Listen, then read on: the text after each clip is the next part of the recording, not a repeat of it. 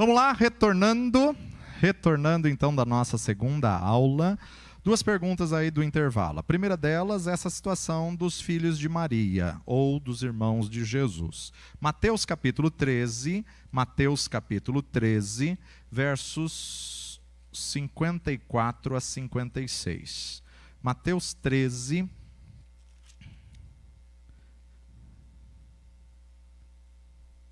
E chegando à sua pátria, ensinava-os na sinagoga deles, de sorte que se maravilhavam e dizia: de onde veio a este a sabedoria e estas maravilhas? Não é este o filho do carpinteiro, e não se chama sua mãe Maria, e seus irmãos Tiago, José, Simão e Judas? Mateus 13, 55, esse Tiago aqui é o que vai escrever a epístola de Tiago. Esse Judas aqui é que vai escrever a epístola de Judas antes do Apocalipse. Agora, a tradição católica inventou uma versão dizendo que esses quatro eram filhos do primeiro casamento de José, que quando José casou ele era viúvo, já tinha 4 filhos, etc. e tal. Isso foi invenção da tradição católica para perdurar a mentira de que Maria continuou sendo virgem depois que Jesus nasceu. Tá? Esse é um ponto que não é teoria, isso é fato. Tanto é que a própria tradição católica afirma que Jesus aparece aí como recém-nascido, depois ele aparece só nos 12 para 13 anos. Por que ele aparece dos 12 para 13 anos na festa de Jerusalém? Porque quando o adolescente judeu está para completar 12 para 13 anos, eles vão para a festa de Bar Mitzvah. Festa de Bar Mitzvah é fazer do filho homem, dizer aos amigos, aos familiares: olha, meu menino está virando homem. É a festa de Bar Mitzvah. Então ele tem que aparecer aos 12 anos na festa de Bar Mitzvah por causa dessa celebração. E essa celebração da festa de Bar Mitzvah, ele é encontrado no templo ensinando os doutores da lei. Agora, doutor da lei não dá ouvido para quem não tem conteúdo. Maria volta com José, Maria está na frente da caravana, ela acha que o menino está lá com José lá atrás, José acha que o filho está lá com Maria, esqueceram o menino no templo.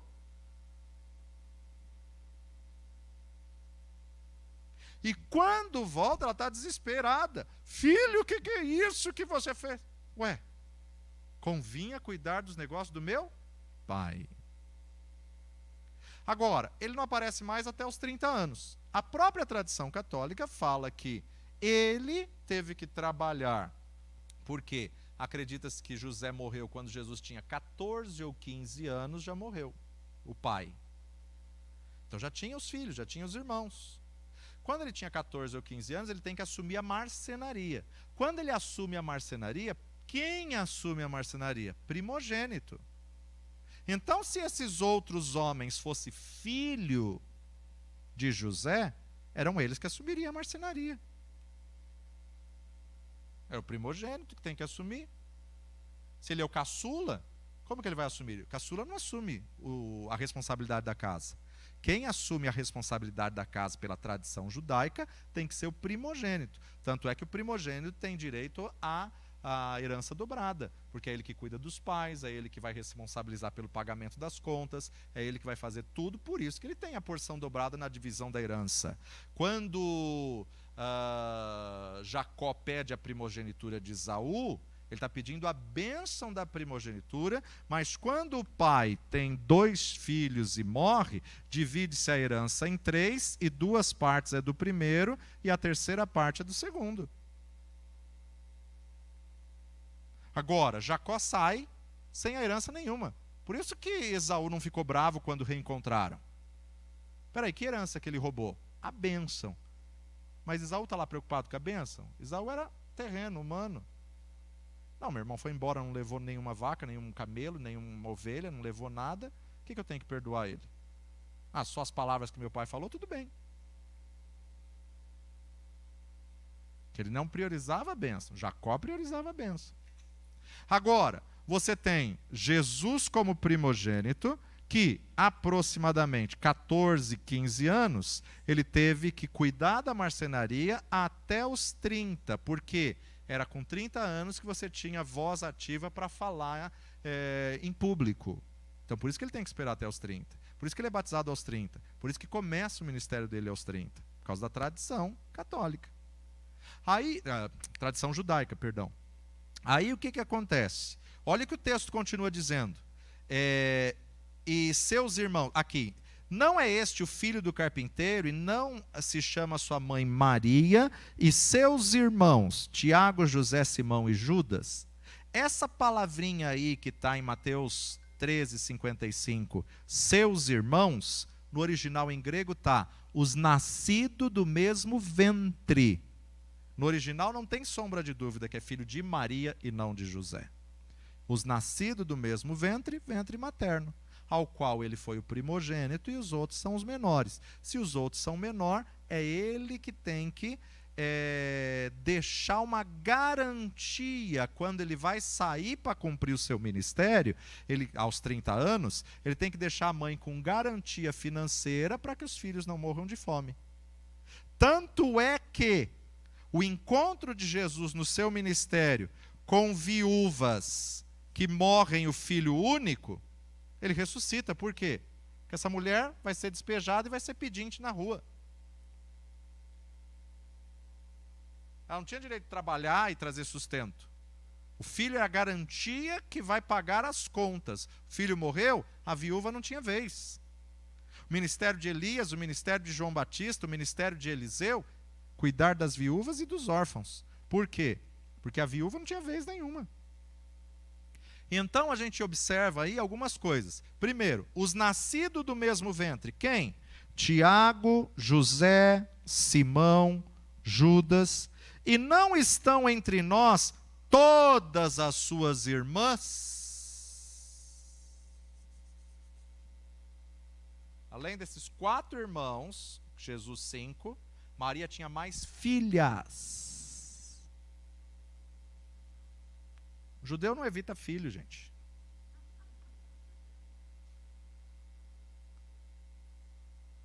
Você observa o quê? Jacó teve 13.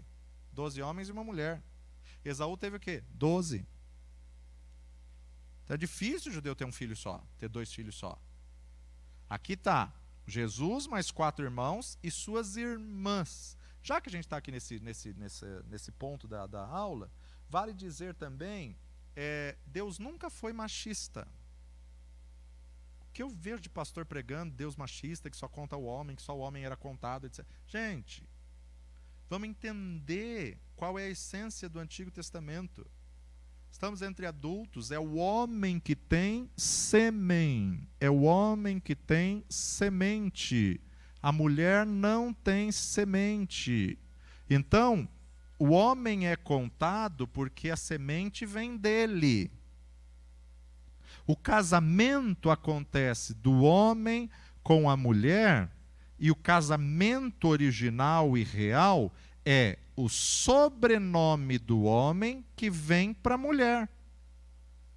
A mulher não era contada por quê? Porque ela vai se casar com alguém que tem semente e vai assumir o nome do marido.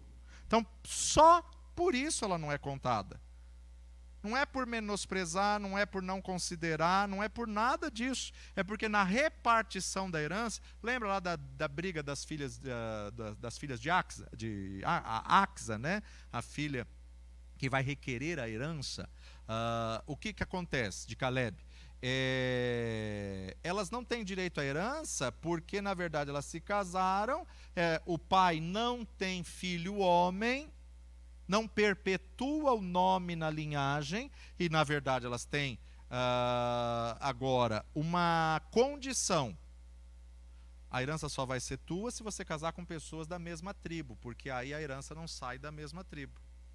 Então o fato da mulher não ser contada não é machismo. O fato da mulher não ser contada é porque ela vai fazer uma aliança com o homem, vai levar o sobrenome do homem, tanto é que Abrão, quando Abrão faz uma aliança com Jeová, o sufixo do nome de Jeová vem para dentro do nome Abraham. Isso aqui é o nome de Deus dentro do nome de Abraão. Jeová, sufixo do nome de Deus, entra para dentro do nome de Abraão, porque ele fez uma aliança. Então, no conceito judaico, hoje em dia é muito comum o homem levar o sobrenome da mulher. Está errado. Porque o correto é a mulher adotar o nome do marido, e a mulher adota o nome do marido por quê? Porque ela passa a ser daquela família, ela constitui uma família. Como que se firmava o legado de família? Através do sêmen. Quem que vai dar a semente? Quem vai dar a semente é que tem o nome X. Esse que vai dar a semente com o nome X vai colocar o nome X nessa mulher. Então, na verdade, é uma questão social, é uma questão de organização para divisão e contagem de famílias, das tribos, contagem de herança, divisão de bens. Era uma questão social, era uma questão extremamente legal, jurídica, de lei, para que a família pudesse ter herança e pudesse saber quantas pessoas são da tribo tal. Peraí, se a mulher era de outra tribo e casou com um homem da tribo de Ruben, então ela passa a pertencer à tribo de Ruben, porque ela tem o nome de um rubenita. Então esse sobrenome vem para ela, então ela não vai ser contada mais na tribo de Judá, porque ela está na tribo de Ruben por causa do sobrenome. Fez o cadastro de todo mundo, pegou os nomes, pelo último nome eles qualificavam. É só isso daí. Tá? Não precisa colocar que Deus é 100% machista em todo o Antigo Testamento, a mulher não era contada em nada. Não, tem nada disso. Agora, por causa da tradição, o legalismo do Novo Testamento, algumas regiões colocaram a mulher para fora da sinagoga. A mulher não vai assistir. Como, por exemplo, a região de Corinto. A região de Corinto, a mulher não tinha direito de participar da sinagoga. Paulo, quando chega em Corinto, luta para colocar a mulher para dentro da sinagoga. Só que ela nunca entrou. A sinagoga não tem muito detalhe, mas ela tem um armário na frente onde tem uma ordem, uma organização da Torá, do Tanakh, então dos livros proféticos, dos livros da lei e dos livros históricos, né? E isso desperta curiosidade. Mas uma mulher que nunca tinha entrado para dentro da sinagoga, ela começa a ver cada detalhe e fala: que é isso? O que é aquilo? Ai, por que esse pergaminho fica nesse daqui e aquele naquele? Aí Paulo fala: olha, se a mulher tem dúvida, pergunte ao seu marido em casa, você está atrapalhando o nosso serviço de culto. Ele não está proibindo o ministério feminino. Ele não está dizendo que a mulher não pode exercer ministério. Ele está dizendo para não atrapalhar o serviço de culto na sinagoga. Se você tem dúvida de alguma tradição do ornamento da sinagoga, pergunte em casa para o seu marido. Aqui a gente não tem tempo de explicar coisa que para nós já é lógica. Por quê? Porque senão os outros homens vão começar tudo a murmurar. Está vendo por que a gente não queria que as mulheres entrassem? Olha aí, está perdendo tempo, a gente está perdendo tempo de ler a palavra, a gente está perdendo tempo. Então, na verdade, o que ele fala? Ele fala: quem tem dúvida, pergunte em casa seu esposo, porque não são coisas para salvação, são coisas de ornamento. A mesma questão é o uso do véu. A cidade de Corinto tinha muitas prostitutas e a prostituta não tinha o direito de cortar o cabelo. Da nuca para baixo, o cabelo era rapado. E aí o que acontece? Muitas prostitutas começaram a se converter, começaram a frequentar os cultos na sinagoga, e todo mundo ficava comentando: ai, aquela prostituta também aceitou Jesus, olha, aquela outra prostituta também aqui. Gente, para evitar esse comentário, vamos pôr véu em todo mundo, aí ninguém vê quem está com a cabeça raspada e quem não está. Cobrir a vergonha, cobrir o que lá fora na tradição tinha que rapar para mostrar que ela era prostituta. Então, cobre, não há mais diferença. Então, eu não sei quem está com o cabelo cortado, quem não está, quem está rapado, quem não está, quem está crescendo, quem não está. E aí podemos cultuar igualmente. Mas ele só coloca isso na igreja de Corinto, porque era só a cidade de Corinto que tinha essa tradição. Se era só a cidade de Corinto, não pode ser doutrina. Porque a doutrina ela é imutável, intransferível e universal. O uso e costume ele é local. Cada igreja tem seu uso e costume. E tem usos e costumes que são bons. Eu tenho o costume de no domingo pregar de gravata. Mas é um costume no domingo. Não é doutrina da nossa igreja, não é obrigado para todos os oficiais, é um costume. Salva? Não salva. Se eu tivesse em gravata, eu prego também do mesmo jeito. Mas aos domingos, principalmente na ceia, a gente procura vir com essa ornamentária. Costume, não doutrina. Então a gente tem que distinguir o que é costume, o que é doutrina. O uso do véu na cidade de Corinto, por causa da condição da sociedade, Paulo adotou esse costume. Mas não pode ser doutrina, principalmente África. África você tem diversas regiões e você sabe que o africano não tem como deixar o cabelo crescer. Tem que rapar. E você vai ver muitas mulheres com cabelo mais curto que de homens. E nem por isso quebraram a doutrina. Então, na verdade, se um costume não serve para ser mundial, não serve para ser doutrina. Imagina se os escoceses que usam o kilt, que é aquela saia para os homens, colocasse isso como doutrina a todo aquele que for pregar. Não ia ficar muito bem. Só que se você for pregar numa igreja da Escócia, você tem que pôr o kilt. É a mesma coisa do véu. Não vamos julgar aqui as denominações se está correto ou está errado nisso. Mas temos o entendimento que não precisamos usar o véu. Mas se você for visitar a congregação cristã do Brasil, você precisa pôr o véu. Porque senão você é rebelde. Senão você vai chamar atenção para si. Senão você vai ser sinal de escândalo. Ai, mas eu não quero pôr o véu. Não entre lá. Ponto.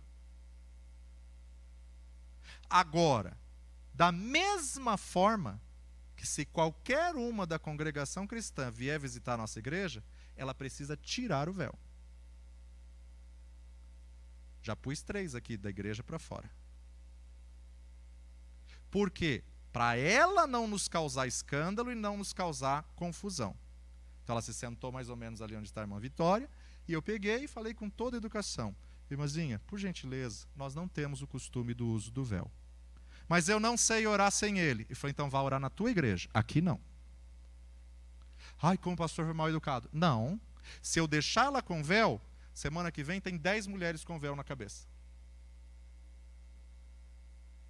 Ela veio visitar uma igreja que não usa isso como usos e costumes. Então ela se adeque ao meu uso e costume. Porque se nós formos na igreja dela, nós temos que nos adequar. Se ela vem na nossa, ela que tem que se adequar à nossa. É isso que Paulo fala em Corinto. Quem usa não julgue quem não usa, quem não usa não julgue quem usa. Mas se você está dentro de uma igreja que não usa, é vergonhoso colocar e você está querendo chamar atenção para si. Tudo que tira a atenção de Deus e da palavra está errado. Eu prego em qualquer igreja tradicional, como prego em qualquer igreja pentecostal. Agora, na tradicional, eu não posso chegar lá e começar a falar em línguas e tudo mais. Ai, mas eu não consigo controlar. Espera aí, o espírito do profeta está sujeito ao profeta. Dá para controlar. Se não dá para controlar, expulsa, porque aí é o demônio. Eu já preguei numa igreja tradicionalicíssima e que bateria é pecado, e cheguei lá, Deus me deu uma revelação. Só que eu não posso pentecostalizar a revelação. Falar em línguas e olha, assim diz o Senhor. Não. Deus me deu a revelação, mostrou o que estava acontecendo, e eu coloquei a revelação na explicação da palavra. A palavra de Deus nos diz assim, assim, assim. O pastor estava na terceira cadeira assim na minha frente. Tradicionalíssimo. Esse homem foi tomado por um choro. Ele começou a chorar, chorar, chorar, chorar. E eu continuei a revelação. Falei tudo o que estava acontecendo como se fosse mensagem, como se fosse uma pregação estudada mediante os padrões tradicionais. Não precisei falar mais alto, gritar, rodopiar, falar em línguas. Terminou, esse homem levantou, pegou o microfone e falou assim: Deus fala neste lugar. Verdadeiramente este homem é um homem de Deus. Confesso aos irmãos que quando soube que ele era apóstolo, quase cancelei o convite. Porque não é o nosso costume. Mas parecia Deus falando na boca dele, porque falou tudo o que nós precisávamos. Irmão, que Deus abençoe a sua vida. Falei, amém, pastor. Não precisei falar, não, irmão, é que Deus tinha me revelado. Ele não aceita a revelação. O que ele aceita? A palavra? Então vamos pela palavra. Então, na verdade, nós não podemos servir de escândalo para os outros. Tem a forma de você falar, tem a maneira de você cair na graça da pessoa. Por isso que é importante a gente conhecer um pouco da igreja antes, para a gente saber que tipo de didática que eles recebem. Porque muitas vezes o pastor deles está ali, está falando a mesma mensagem há 4 semanas já, há 4 domingos, mas porque o povo conhece ele, ele sabe o que está acontecendo, o povo bloqueou e não recebe. A gente chega e fala mais inferior ao que o homem da casa ali, ao anjo da igreja ali, estudou, se esmerou para falar, a gente fala bem menos e cai na graça da pessoa, e a pessoa recebe porque a gente veio de fora. Existem alguns estudos hoje em dia, muito interessantes, estudos esses de linguística e tantas outras técnicas, que eles falam que quando o seu público se acostuma com o seu timbre de voz, passa a te escutar 50% apenas. Ou você muda a didática, ou você se afasta um tempo e quando você volta, aí todo mundo tem atenção. Porque a partir do momento que eles se acostumaram com a sua didática, seu timbre de voz, inconscientemente eles já recebem menos. Ah, isso aí eu já sei que o pastor vai falar agora isso, isso, isso. Ah, agora ele vai falar isso, isso, isso.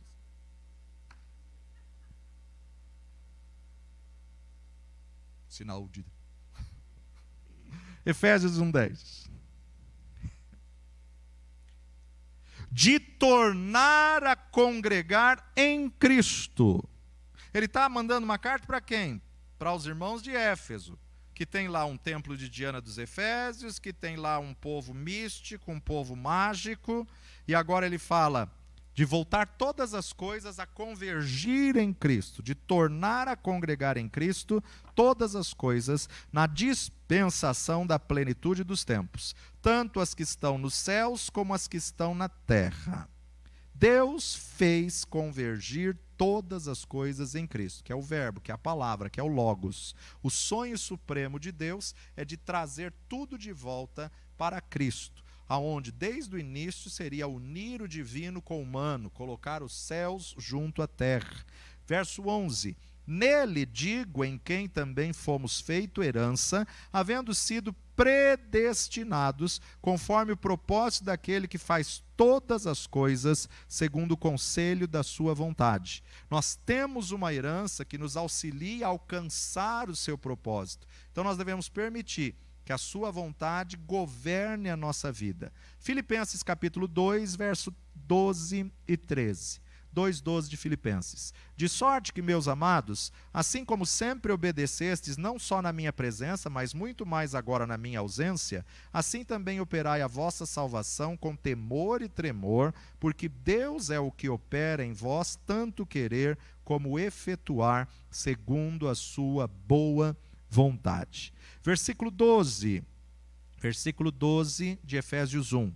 Com o fim de sermos para louvor da sua glória. Nós, os que primeiro esperamos em Cristo. Deus nos criou com um propósito, Deus nos criou com uma meta, sermos para louvor da sua glória. Versos 13 e 14. Em quem também vós estáis, depois que ouvistes a palavra da verdade, o evangelho da vossa salvação, e tendo nele também crido, fostes selados com o Espírito Santo da promessa, o qual é o penhor da nossa herança, para a redenção da possessão de Deus, para louvor da sua glória. Selados com o Espírito Santo da promessa, vem do grego esfaragizo. Vem do grego, PH é o som de F, né? Esfaragizo. Tá? Essa é a palavra selado, acho que está na apostila. Que significa um cunho impresso como sinete ou como marca. Bom, o povo de Israel fazia as cartas, né? E quando eles fechavam as cartas, pegavam uma cera, né? Amassavam uma massinha com cera quente, e essa cera então eles colocavam para fechar a carta. Para que a carta tivesse autenticidade, pegava como se um carimbeira, né? Mas era um cunho que tinha que segurar nessa cera quente até esfriar, para que ela fosse com o emblema do rei, do governador, para que ela fosse justamente autenticada.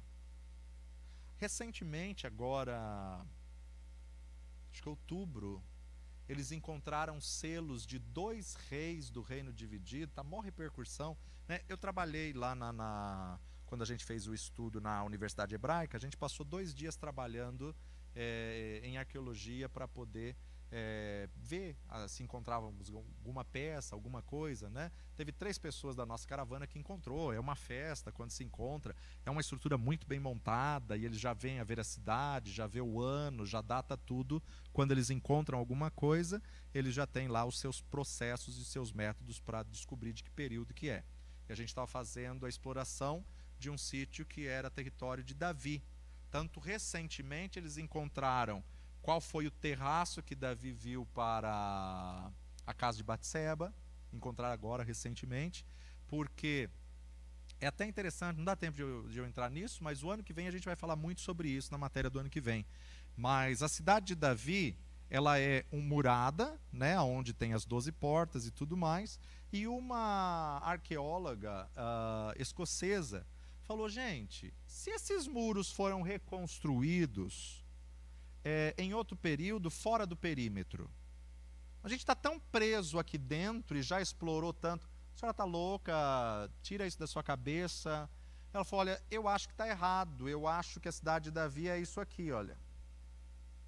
Isso ela começou com esse estudo, acho que 2004, 2005, e aí todos falaram para ela assim, se a senhora quer isso, a senhora que compre, que levante mantenedores, que levante financiadores, para poder comprar essa área, porque é muito cara até hoje essa área, e explorar essa área. E ela conseguiu patrocinadores, levantou mantenedores e tudo mais, e esse sítio todo agora está sendo explorado. E de repente estão encontrando em casas, em prédios que estão construídos aqui, no subsolo, estão encontrando todas as evidências do Reino do Sul, do rei Ezequias, do rei Josias, do rei Davi. Está sendo um achado espetacular, e agora então eles estão estudando se a cidade de Davi era isso aqui, ou se a cidade de Davi era só isso aqui, tá? E aí acharam recentemente, está na internet, só se você encontrar lá novas descobertas arqueológicas, ou descobertas recentes arqueológicas de Israel, você vai ver um dos selos, que é um pouquinho de cera amassado com carimbo do rei Ezequias, eles encontraram. Então é interessante a autenticidade que tem. Só que isso era tradição judaica. Tudo que era autêntico tinha que estar selado. E isso, Paulo faz um paralelo com o Espírito Santo. Se você tem Jesus, você tem que ter o selo do Espírito Santo. Então ele coloca aqui nesse verso 10, 11 em diante, do 13 e 14, em quem também vós, depois que ouvistes a palavra de Deus, o evangelho da vossa salvação, tendo nele também crido, fostes selado. Ou seja, você não é cópia, você é autêntico. Você não é xerox, você é original. Foste selado com o Espírito Santo da promessa, o qual é o penhor da nossa herança, para a redenção da possessão de Deus, para louvor da sua glória. Selados com o Espírito Santo vem desse termo esfragizo, que é um cunho impresso com um sinete ou uma marca, simbolizando autenticidade, segurança e preservação, com uma marca de reserva, de posse, de autenticidade, cercar ou proteger contra a própria apropriação indébita. Já no versículo da Bíblia Amplificada diz, o qual o Espírito é o penhor, a garantia, a primícia, o antigozo, a entrada de pagamento da nossa herança, em antecipação à sua redenção plena e da nossa aquisição e posse completa desta redenção, para louvor da sua glória. O Espírito Santo veio para transmitir a semelhança de Cristo em nossas vidas. João capítulo 16, 13, Atos 1, 8, mas recebereis o Espírito Santo que há de vir sobre vós e ser-me-eis testemunhas, né? Testemunhas, para revelar o senhorio de Jesus nas nossas vidas. 1 Coríntios 12, 3, ele nos comprou segundo o seu propósito. Tem alguns versículos aí que não temos tempo de ler. Versículo 15 e 16. Pelo que, ouvindo eu também a fé que entre vós há no Senhor Jesus e o vosso amor para com todos os santos, não cesso de dar graças a Deus por vós, lembrando-me de vós nas minhas orações. Paulo declara que aquele período, os 3 anos que ele viveu lá, marcou a vida dele e ele não cessa de orar por eles. Ele não para de orar por eles.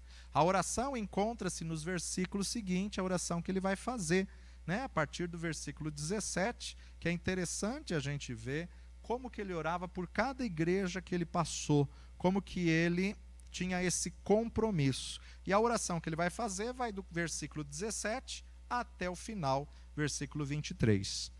Para que o Deus de nosso Senhor Jesus Cristo, o Pai da glória, então a oração sempre a Deus Pai, em nome de Jesus, vos dê em seu conhecimento, dê a vocês, irmãos de Éfeso, o espírito de sabedoria e o espírito de revelação. Paulo orava pela igreja que ele abriu, Senhor, dá a eles espírito de sabedoria, dá a eles espírito de revelação. Tendo iluminados os olhos do vosso entendimento, para que saibais qual seja a esperança da sua vocação e quais as riquezas da sua glória, da sua herança nos santos, e qual a sobreexcelente grandeza do seu poder sobre nós, os que cremos, segundo a operação da força do seu poder, que manifestou em Cristo, ressuscitando dos mortos, pondo-a à sua direita nos céus, acima de todo principado e poder, potestades e domínio, e de todo nome que se nomeia, não só neste século, mas também no vindouro, e sujeitou todas as coisas a seus pés, e sobre todas as coisas o constituiu como cabeça da igreja, que é o seu corpo, a plenitude daquele que cumpre tudo em todos. Então, em resumo, a oração dele aí para a gente terminar. A oração começa, Pai da glória. Glória gera glória. O meu conceito de glória é aquele clarão, aquele resplendor, aquela luz mais brilhante que a luz do sol, pega 2 cabos de aço de 15.000 volts e põe em curto. Aquela explosão que dá é a glória. Quando Deus criou Adão e Eva, eles eram revestidos de glória. Lembra quando Moisés desceu do Monte Sinai, que ninguém conseguia ver seu rosto? Era a glória de Deus. Antes do pecado, Adão e Eva tinham essa glória. Por isso que não viam que estavam nus. Quando eles tomaram do fruto, comeram do fruto proibido, a glória se apagou e ele enxergou: estamos nus. Quando a glória se vai, então eles se veem que estão nus. Deus é o Pai da glória. E ele pede a Deus que dê aos irmãos de Éfeso espírito de sabedoria e espírito de revelação no pleno conhecimento de Deus, de reconhecer a Deus. Pois vocês leiam lá, 1 João 4, de 1 a 7, 1 João 4, 13 a 17. Conhecendo a Deus, eu vou conhecer a mim mesmo. 2 Pedro, capítulo 1, 3 e 4. O conhecimento de Deus vai produzir todas as coisas que conduzem a vida à piedade e produzem a sua natureza divina em minha vida. Filemão, verso 6. A nossa fé se torna eficiente quando reconhecemos que Ele está em nós, iluminando o nosso entendimento para vermos, em primeiro lugar, a esperança do seu chamamento, singular. Segundo lugar, a riqueza da glória da sua herança nos santos. Terceiro, a suprema grandeza do seu poder para com os que cremos, segundo o seu poder. O poder do Cristo ressurreto, a nossa posição de autoridade bem acima do inimigo, Efésios 2,6. E que a igreja é o corpo de Cristo. A igreja é o corpo. Ele é o cabeça, o governo está sobre os seus ombros. Apóstolo, profeta, evangelista, pastor e mestre. E os demais ministérios? Bispos, presbíteros, diáconos, ministros de louvor, onde estão? Amanhã a gente vai falar sobre isso, dos demais ministérios do corpo de Cristo. Mas a igreja é o corpo de Cristo. A plenitude daquele, devemos expressar a plenitude dele na terra. Este é o chamamento da igreja. Capítulo 2, o tema vai ser a obra de Jesus na cruz, que nós veremos na quarta-feira. Quarta, não é só quarta, não amanhã. Na quarta-feira, se Deus nos permitir, né? Pai de amor e Deus bendito, graças te damos pela tua palavra, pela verdade da tua palavra revelada a nós. Firma essas verdades em nossos corações e que teu Espírito testifique em nosso espírito esta verdade. Leva os teus filhos na tua paz e segurança, para a tua honra e glória, no nome de Jesus. Amém. Deus abençoe.